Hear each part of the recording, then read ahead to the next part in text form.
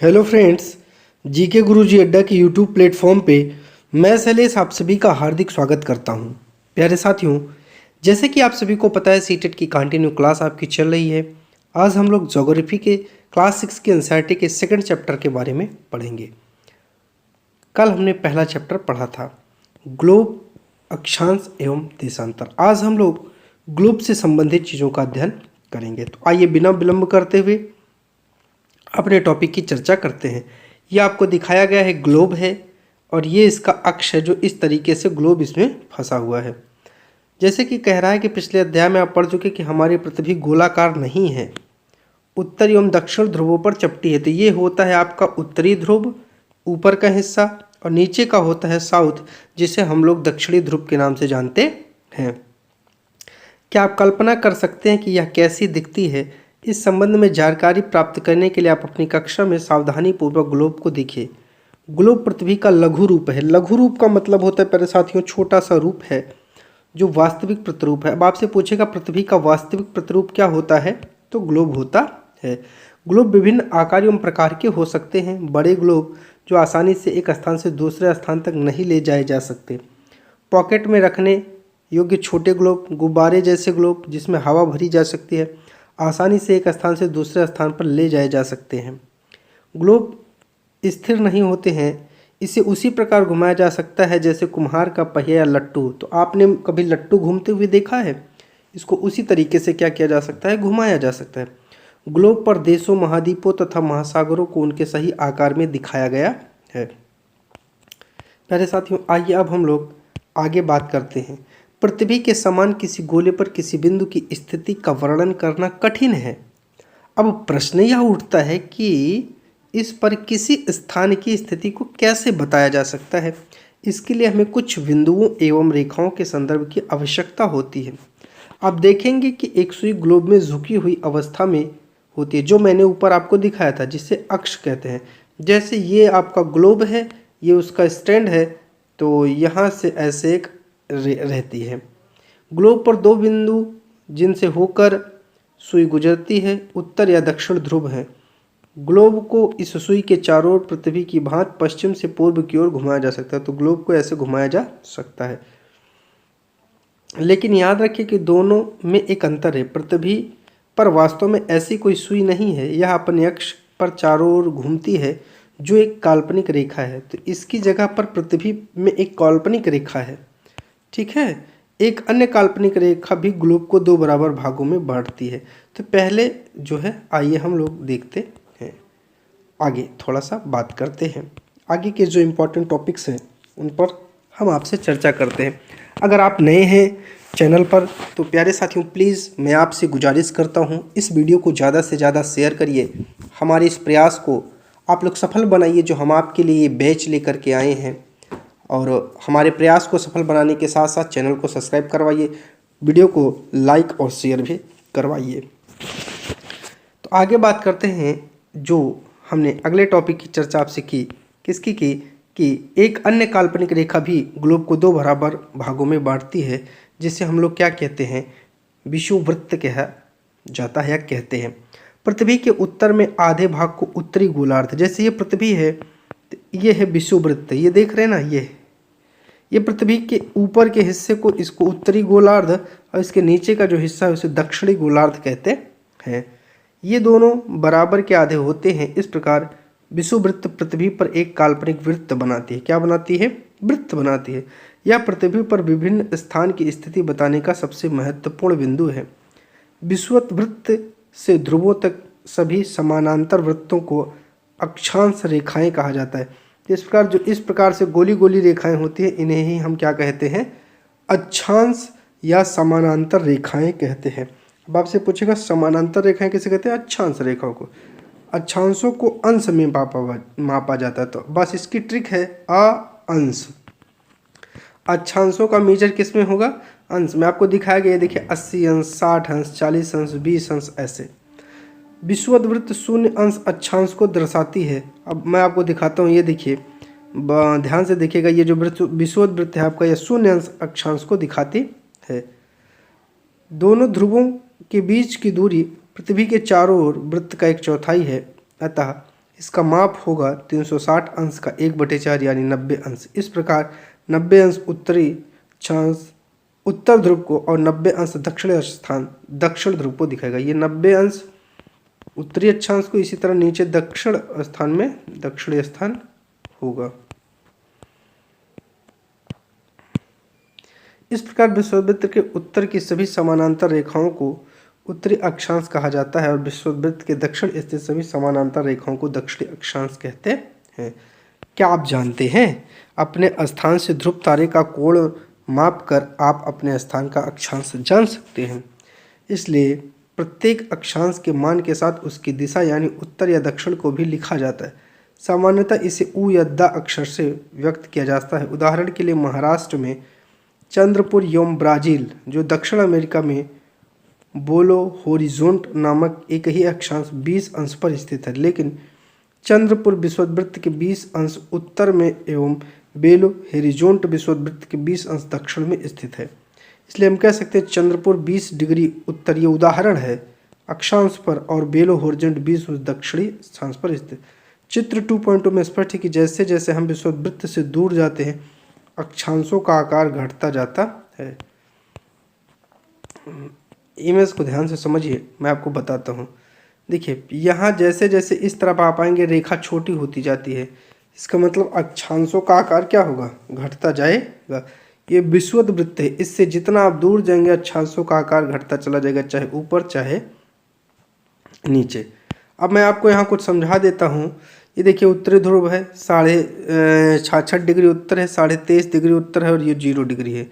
उसी तरह दक्षिण का हिस्सा है, तो ये इस किनारे को उत्तरी शीतकटिबंध कहते हैं। ठीक है, ये आपको इमेज दिखाएगा, इस इमेज को बहुत अच्छे से पढ़ लीजिएगा। यहाँ जो ग्रीन वाला हिस्सा ये उष्णकटिबंध होता है, ये वाला हिस्सा ठीक है उत्तरी शीतोष्ण कटिबंध होता है, जिसे हम लोग शीतोष्ण कटिबंध कहते हैं, और ये एकदम किनारे वाले हिस्से को शीत कटिबंध कहा जाता है। महत्वपूर्ण अक्षांश या समानांतर रेखाएं, विषुववृत्त 0 डिग्री और उत्तर ध्रुव 90 डिग्री उत्तर तथा दक्षिण ध्रुव 90 डिग्री दक्षिण के अतिरिक्त 4 महत्वपूर्ण अक्षांश या समानांतर रेखाएं और भी हैं। 4 और भी महत्वपूर्ण समानांतर रेखाओं की चर्चा की जाती है। उत्तरी गोलार्ध में कर्क रेखा 23.5 डिग्री उत्तर और दक्षिणी गोलार्ध में मकर रेखा 23.5 डिग्री दक्षिण। याद रखिएगा, कर्क रेखा ऊपर होती है उत्तर में और मकर रेखा दक्षिण में होती है। विषुवत वृत्त के 66.5 डिग्री उत्तर में उत्तरी ध्रुव उत्तर वृत्त और विषुवत रेखा के 66.5 डिग्री दक्षिण में दक्षिणी ध्रुव वृत्त भी आपको मिलता है। इंपॉर्टेंट है, याद रखिएगा, क्वेश्चन जरूर बनेगा। पृथ्वी के ताप कटिबंध की चर्चा करते हैं। कर्क रेखा और मकर रेखा के बीच के सभी अक्षांशों पर सूर्य वर्ष में एक बार दोपहर में सिर के ठीक ऊपर होता है, इसलिए इस क्षेत्र में सबसे अधिक ऊष्मा प्राप्त होती है तथा इसे उष्ण कटिबंध कहा जाता है। जैसे हमने ये गोला बनाया, ये है आपका, तो हमने बताया था ये वाला क्षेत्र और ये वाला क्षेत्र, इन क्षेत्रों पर क्या होती है, सूर्य की किरणें जब सीधी पड़ती हैं तो यहाँ गर्मी बहुत ज़्यादा होती है। कर्क रेखा तथा मकर रेखा के बाद किसी भी अक्षांश पर दोपहर का सूर्य कभी भी सिर पर नहीं होता। ध्रुव की तरफ सूर्य की किरणें तिरछी पड़ती है। जैसे ये वाला ध्रुव है और ये वाला ध्रुव है, तो मान लीजिए ये सूर्य है, तो यहाँ पर किरणें कैसी पड़ती हैं, तिरछी पड़ती हैं, जिस कारण से यहाँ शीत का मौसम रहता है। इस प्रकार उत्तरी गोलार्ध में कर्क रेखा एवं उत्तर ध्रुव तथा दक्षिणी गोलार्ध में मकर रेखा एवं दक्षिण ध्रुव के बीच वाले क्षेत्र का तापमान मध्यम रहता है, इसलिए इन्हें शीतोष्ण कटिबंध कहा जाता है। हमने आपको मैप में दिखाया था, फिर से मैं आपको शीतोष्ण कटिबंध समझाने का प्रयास करता हूँ, समझिएगा। अब ये हिस्सा अलग हो गया, ठीक है। अब मैं कलर को थोड़ा सा चेंज करता हूँ। अब मैं आपको शीतोष्ण कटिबंध समझाता हूँ। ये वाला हिस्सा, तो यहाँ से यहाँ तक का हिस्सा ये जो बचता है आपका, ये शीतोष्ण कहलाता है, और ये हिस्सा जो बचता है ये शीतोष्ण कहलाता है। तो आइए प्यारे साथियों, हम लोग अपनी क्लास को कंटिन्यू करते हुए आगे की तरफ ले चलते हैं। उत्तरी गोलार्ध में उत्तर ध्रुववृत्त एवं दक्षिणी गोलार्ध में दक्षिण ध्रुववृत्त में दक्षिण ध्रुववृत्त एवं दक्षिण ध्रुववृत्त के बीच में जो क्षेत्र है, वहाँ पर आपको ठंड बहुत ज़्यादा जो है होती है, क्योंकि यहाँ पर सूर्य क्षितिज अर्थात तिरछे रूप में जो है उसकी किरणें आती हैं, इसलिए ये शीत कटिबंध कहा जाता है। ये एकदम किनारे का हिस्सा जिसे हमने दिखाया था आपको इमेज में। ऊपर जाके जो चित्र बनाया गया वहाँ पे आप बहुत अच्छे से उसको देख और समझ सकते हैं। देशांतर क्या है? जो खड़ी खड़ी रेखाएं होती हैं उन्हें देशांतर कहा जाता है, इस तरीके से जो होती हैं। किसी स्थान की स्थिति को बताने के लिए उस स्थान के अक्षांश के अतिरिक्त कुछ और जानकारियों की आवश्यकता होती है। आप देख सकते हैं कि प्रशांत महासागर में स्थित टोंगा द्वीप एवं हिंद महासागर में स्थित मॉरिशस द्वीप एक ही अक्षांश 20 डिग्री दक्षिण पर स्थित है। यह उनकी सही स्थिति जानने के लिए पता करना होगा कि उत्तरी ध्रुव को दक्षिण ध्रुव से जोड़ने वाले संदर्भ रेखा से पूर्व या पश्चिम की ओर इन स्थानों की दूरी कितनी है। आपको यहाँ दूरी भी बताना है। तो इस संदर्भ में आगे कहा जाता है कि जो इस संदर्भ में रेखाओं को देशांतरी यामोत्तर कहते हैं, उनके बीच की दूरी को देशांतर के अंशों में मापा जाता है। प्रत्येक अंश को मिनट तथा मिनट को सेकंड में विभाजित किया जाता है। ये अर्धवृत्त हैं। उनके बीच की दूरी ध्रुवों की तरफ बढ़ने पर घटती है एवं ध्रुवों पर शून्य हो जाती है, जहाँ सभी देशांतरी यामोत्तर आपस में मिल जाते हैं। इमेज में देखिए, यहाँ पे सभी मिल जाएंगे, तो यहाँ पर ये हिस्सा क्या हो जाएगा, 0 हो जाएगा। अक्षांश अर्थात समानांतर रेखाओं से भिन्न सभी देशांतरी यामोत्तर की लंबाई समान होती है, इसलिए इन्हें सिर्फ मुख्य संख्याओं में व्यक्त करना कठिन था। तब सभी देश ने निश्चय किया कि ग्रीनविच, जहाँ ब्रिटिश राज के वेधशाला स्थित है। अब आपसे क्वेश्चन पूछ लेगा, ब्रिटिश राज के वेधशाला कहाँ स्थित है? ग्रीनविच में स्थित है। से गुजरने वाली यामोत्तर से पूर्व और पश्चिम की ओर जो है गिनती शुरू की जाए। इस यामोत्तर को प्रमुख यामोत्तर कहते हैं। इसका मान 0 देशांतर है। यहाँ से हम 180 डिग्री पूर्व 180 डिग्री पश्चिम तक गणना करते हैं। प्रमुख यामोत्तर तथा 180 डिग्री यामोत्तर मिलकर पृथ्वी को 2 बराबर गोलार्धों में बांट देते हैं, जिसे पूर्वी गोलार्ध और पश्चिमी गोलार्ध कहा जाता है। तो ये वाला हिस्सा पूर्वी गोलार्ध और पश्चिमी गोलार्ध के नाम से हम लोग जानते हैं। इसलिए किसी स्थान के देशांतर के आगे पूर्व के लिए अक्षर पू, पश्चिम के लिए अक्षर पू का प्रयोग करते हैं। जानना रोचक होगा कि 180 डिग्री पूर्व और 180 डिग्री पश्चिम यामोत्तर एक ही रेखा पर स्थित है। तो जो 180 डिग्री पूर्व है ये, और पश्चिमी यामोत्तर एक ही रेखा पर स्थित है। आप ग्लोब पर अक्षांश और समांतर रेखाओं एवं देशांतर यामोत्तर द्वारा बनाए गए ग्रिड को देखो। अगर आपको किसी स्थान के अक्षांश और देशांतर की सही जानकारी हो तो ग्लोब पर आप उस स्थान का पता आसानी से लगा सकते हैं। उदाहरण के लिए असम में धुबरी 26 डिग्री उत्तर और अक्षांश एवं 90 डिग्री पूर्वी देशांतर पर। अब उस बिंदु को देखो जहाँ ये दोनों रेखाएं एक दूसरे को काटती हैं। यह बिंदु धुबरी की सही स्थिति होगी। ठीक है, आप यहाँ पर जो है आपको चेक करने के लिए बताया गया है। इसको समझने के लिए कागज पर समान दूरी वाली क्षैतिज तथा ऊर्ध्वाधर रेखाएं खींचे। ऊर्ध्वाधर रेखाओं को संख्या 1 2 3 4 और क्षैतिज रेखाओं की संख्या का खा गा अक्षरों से व्यक्त करें। जिस बिंदु पर ये ऊर्ध्वाधर एवं क्षैतिज रेखाएं एक दूसरे को काटती हैं वहाँ कुछ छोटे वृत्त खींचे। इन वृत्तों को आ बा सा दा नामों से व्यक्त कीजिए।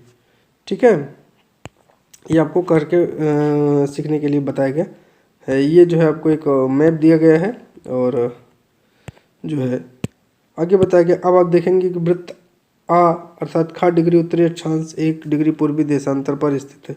ये आपको करने के लिए बताया गया। थोड़ा सा आगे चलते हैं। देशांतर और समय। समय को मापने का सबसे अच्छा साधन है पृथ्वी, चंद्रमा, ग्रहों की गति। सूर्योदय एवं सूर्यास्त प्रतिदिन होता है, अतः स्वाभाविक है कि पूरे विश्व में समय का निर्धारण का सबसे अच्छा साधन सूर्य ही था। स्थानीय समय का अनुमान सूर्य के द्वारा बनने वाली परछाई से लगाया जा सकता है, जो दोपहर में सबसे छोटी एवं सूर्योदय तथा सूर्यास्त के समय सबसे लंबी होती है। अब आपसे क्वेश्चन यहीं से पूछ सकता है कि दोपहर में जो परछाई है वो क्या होती है, और छोटी होती है, तो सूर्योदय और सूर्यास्त के समय लंबी होती है। ग्रीनविच पर स्थित यामोत्तर पर सूर्य जिस समय आकाश के सबसे ऊंचे बिंदु पर होगा उस समय यामोत्तर पर स्थित सभी स्थानों पर दोपहर होगा। चूंकि पृथ्वी पश्चिम से पूर्व की ओर चक्कर लगाती है, अतः वे स्थान जो ग्रीनविच के पूर्व में है उनका समय ग्रीनविच समय से आगे होगा, जो पश्चिम में है उनका समय पीछे होगा। समय के अंतर की दर की गणना निम्नलिखित विधि से की जा सकती है। पृथ्वी लगभग 24 घंटे में अपने अक्ष पर 360 डिग्री घूम जाती है, अथवा 1 घंटे में 15 मिनट और 4 मिनट में 1 डिग्री घूमती है, अर्थात 1 घंटे में वो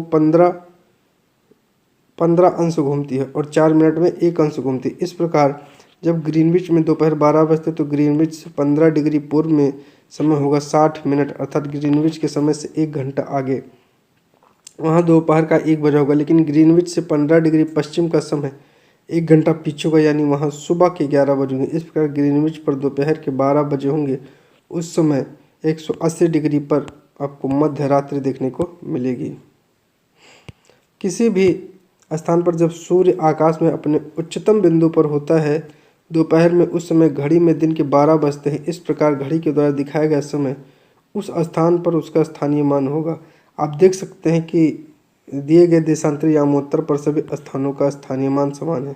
हम मानक समय क्यों मानते हैं? अलग अलग यामोत्तर पर स्थित स्थानों के स्थानीय समय में अंतर होता है। उदाहरण के लिए बहुत से देशांतरों से होकर गुजरने वाली रेलगाड़ियों के लिए समय सारणी तैयार करना बहुत कठिन होगा। भारत में गुजरात के द्वारका, असम के डिब्रूगढ़ के स्थानीय समय में लगभग 1 घंटा 45 मिनट का अंतर। ये क्वेश्चन आपसे पूछ लेगा, गुजरात के द्वारका और असम के डिब्रूगढ़ में स्थानीय मान में कितना अंतर है? 1 घंटा 45 मिनट। इसलिए आवश्यक है कि देश के मध्य भाग से होकर गुजरने वाली किसी यामोत्तर के स्थानीय समय को देश का मानक समय माना जाए। इस यामोत्तर रेखा के स्थानीय समय को पूर्व के देशों का मानक समय माना जाता है। भारत में 82 डिग्री 82.5 डिग्री पूर्व को मानक यामोत्तर माना गया। ये है हमारी 82.5 डिग्री पूर्व, इसी को हमारी क्या माना गया है? मानक। इस यामोत्तर के स्थानीय समय को पूरे देश का मानक समय माना जाता है। इसे भारतीय मानक समय के नाम से जाना जाता है। ठीक है प्यारे साथियों, कबीर भोपाल के निकट एक छोटे से नगर में रहता है। वह अपने मित्र आलोक से कहता है कि लोग आज रात्रि में नहीं सो पाएंगे। भारत एवं इंग्लैंड के बीच एक क्रिकेट मैच लंदन में 2 बजे दोपहर शुरू होगा, अर्थात भारत समय अनुसार मैच शाम 7:30 बजे शुरू होगा, देर रात समाप्त होगा। क्या आप जानते हैं कि भारत एवं इंग्लैंड के बीच समय का अंतर क्या है? भारत ग्रीनविच के 82:30 में पूर्व में स्थित है। यहाँ समय का ग्रीनविच समय से 5 घंटा 30 मिनट आगे है। इसलिए जब लंदन में दोपहर के 2 बजे होंगे तब भारत में शाम के 7:30 बजे होंगे। कुछ देशों का देशांतरी विस्तार अत्यधिक होता है, जिसके कारण वहाँ 1 से अधिक मानक समय अपनाया गया। उदाहरण के लिए रूस में 11 मानक समय को अपनाया गया। पृथ्वी को एक घंटे में वाले 24 समय क्षेत्रों में बांटा गया। इस प्रकार समय क्षेत्र, प्रत्येक समय क्षेत्र 15 डिग्री देशांतर तक के क्षेत्र को घेरता है। प्यारे साथियों, इस तरीके से अगर मैं आपसे बात करूं तो आपका ज्योग्राफी का टॉपिक ये कंप्लीट हो जाता है। प्यारे साथियों, इसमें जितनी भी इम्पॉर्टेंट चीज़ें थी, जो भी क्वेश्चन आपके एग्ज़ाम में बनने लायक थे या जो भी आ सकते थे एग्ज़ाम में, उनको हमने एक्सप्लेन किया, इंपॉर्टेंट चीज़ों को हाईलाइट किया। प्यारे साथियों, वीडियो अच्छी लगी तो चैनल को सब्सक्राइब कर लीजिएगा, वीडियो को लाइक और शेयर जरूर करिएगा। आप सभी का बहुत बहुत धन्यवाद चैनल पर जुड़ने के लिए। आप सब अपना प्यार बनाए रखें और इसी प्रकार चैनल को सपोर्ट करते रहिए। बहुत बहुत धन्यवाद।